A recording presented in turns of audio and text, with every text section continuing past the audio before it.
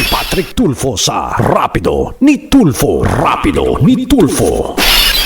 All right. Sir, I'm just wondering, kasi sir, ano lang kayo eh. Basically, ang trabaho ng customs, ilalabas na lang yan and to be delivered doon sa mga warehouse na sasabihin po ng DMW. I'm just wondering, sir, if you don't mind me asking, meron bang date na sinabi na po ang DMW, for example, sa Davao? Halimbawa, kasi po sila mismo nagsasabi, Attorney Jet, na uunahin nila yung Davao. Kasi nga, sir, nauna po yung DODA niyan. Actually, they call it not deed of donation anymore, but deed of donation and acceptance, sir. Yes, totoo po yun. No? Kasi may acceptance na dapat sila dun sa pirma ng deed of donation. Kasama na po kasi yun dun sa sa kontrata, sa deed of donation na ginawa namin. No? Part of the terms is agreeing and accepting. Opo. So, sir, ano kaya? Nagsabi ba sila, sir, na pagpasok ng April next week, second week? Pasensya ka na, attorney, kung nagtatanong ako. Kasi, sir, itong sila, I have to admit, the last time I talked to them, recent lang, they want it ASAP. But of course, sir, kinakailangan naman, attorney Vince, na merong date. I agree, sir. No? And din sana hinihingi namin sa kanila. No? Well, we're hoping that in the coordination that they're going to do with our assigned unit, may date na po sila na pwedeng ibigay. Tulad po ng sinabi namin, no? And sir, sa mga meetings naman, andun din naman yung Port of Davao. They're always present. The Port of Davao is already ready Apo. to turn over these items. No? Ang hinihingi na lang po namin sa DMW, kailan at saan namin dadalhin to. Ayun.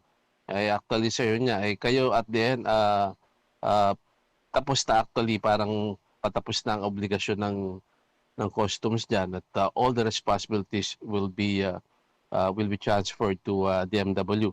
So hopefully, attorney, if you don't mind me asking, sir, maybe in the following days or next week, sir, and weeks. Actually, wag na sana matapos ng April, sir.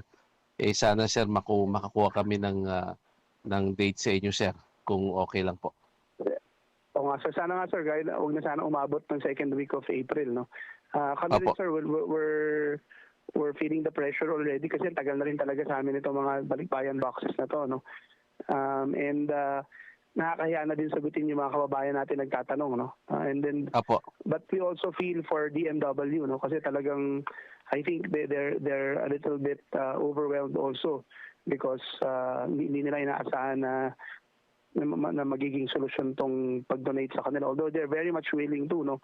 But logistically, they're also trying to do their own background checks and due diligence para po siguro hindi rin sumabog, no, yung gagawin nilang distribution nito, no, at organized din on their part. And we've been assuring them that pagdating po dyan, yung Bureau will still assist them, no.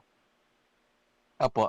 Yun naman, sir, ang kagandahan sa inyo, sir. In fact, I remembered you told us earlier, a few months back, that if the Department of Migrant Workers will ask for your assistance on the problem, kayo po tutulong. Sinabi niya na Attorney Vince. Yes, sir. In fact, the Port Operation Service has been designated by the Commissioner. Not just to, sir, no, huwag lang po matapos yung proseso sa pag-donate sa DMW. Imo-monitor po ng Bureau of Customs to the POS yung distribution din, no? Para po pag meron konting unfamiliar territory na mapupuntahan yung DMW sa distribution nito at medyo familiar na sa amin, then nagawa na namin dati, matutulungan po ng aming Port Operation Service. Ayun.